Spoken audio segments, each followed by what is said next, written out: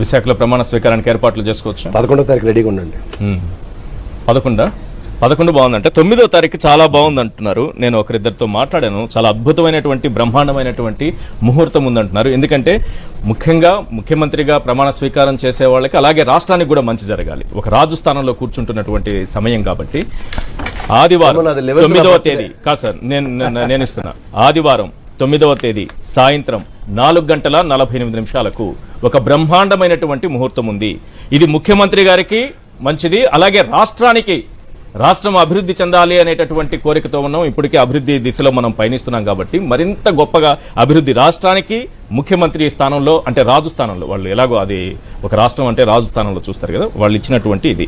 కాబట్టి ముహూర్తం 9వ తేదీ ఆదివారం సాయంత్రం 4:48 బ్రహ్మాండమైనటువంటి ముహూర్తం ఉంది.